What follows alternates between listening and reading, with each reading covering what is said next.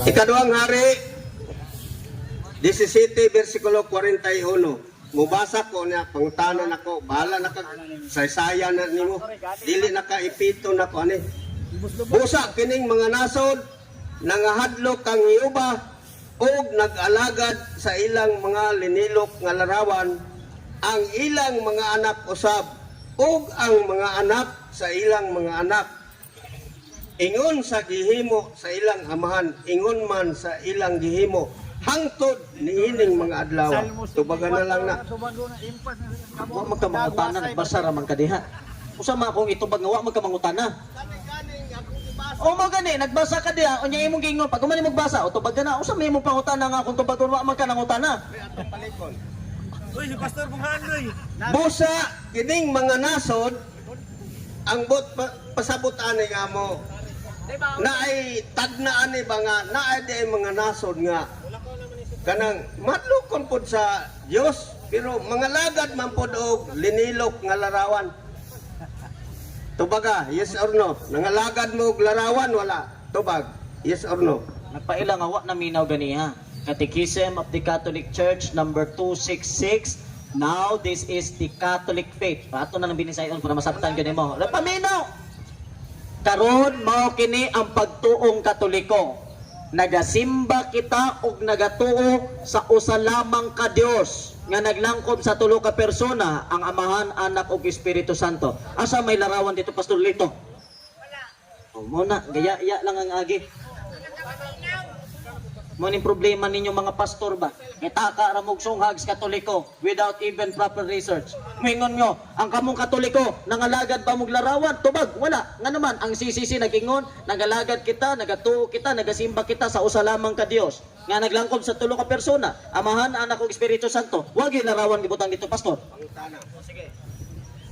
Ang ako mong pangutana, nangalagad ba mog larawan o wala? Wala.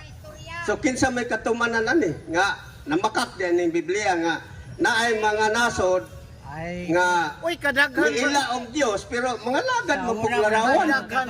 Oh, unsa di na inyong larawan diha? Wa hinungdan? Tubag. Ang iyang pangutana kung dili ka mo ning mga Katoliko, kinsa man ni katumanan ani? Wa pa ka katong Thailand no. Kato ka wala. Kato ka wala. Ayesa ba? Kato ka wala. Wa mo tagrawa na sayod. So nga gato dito kay para matubig din mong pangutana kay sa katumanan ni ana. Kay ano man. Mo lagi.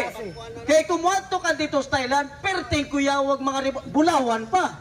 Unya ang mga naong dito, half human, unya half animal. Ang ulo hayop, ang lawas tao. Unya mo ilang gialagaran may nagisimba may gilararan. Oh, ngayon ipahid naman mo nas Katoliko, di man mo takiyon tong Thailand. Amigo to ninyo dito? Kana sa Thailand unsa pa diha mga igagaw mo na ninyo. Matingala ka ba? Mga igagaw na to, pero mo ray Katoliko yang gitira katong atong igagawagin na niray amigo siguro niya. Pastor Lito, ato ti pasabton. Ang rebulto sa Katoliko wala na mo na alagari. Gikan na sa mong mga Katoliko ha. Sa amo gikan sa mga Katoliko, wala na mo na alagari ang rebulto. So mahutanan din na siya. Brad, kung wa ninyo alagari ang mga rebulto, nganong inyo mang ipasan-pasan? Ano, marepondo pa kayo nga ng pangutana. Kung wa ninyo alagari ang rebulto, nganong inyo mang iprosesyon ipasan? Ay alangan pastor, kung makalakaw pa ng rebulto, bayan ko pa na ba? Munang gipasan, kay di magkalakaw. Alang-alang naman, butang diyan ng rebulto, tanaw ba natog makalakaw? Di, gyud. So kay di makalakaw, o sa imo pastor, ang sahon. Pasaan no? Asa man yung mga luhi ka?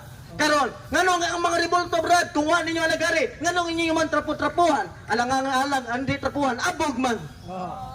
No sa man din mga tawanan ni, di hinay gyud silang mga logical thinking ba?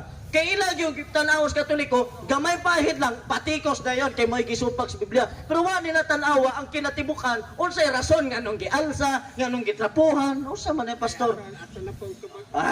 Tubag niya, pangutana niya, tubag pa ka. Pangutana sa nga imong kuhan, karon. Imong ipangutana, kinsa may katumanan niya na? Ang katumanan niya na, pastor, dili lamang, ay dili lang tagat na mga Buddhist. na mga tawisem, kadaghan-dagan ng mga pagtunog world religion para maibaw ka kinsay katumanan niya na. Dili man nimo na pwede ipahid sa Katoliko.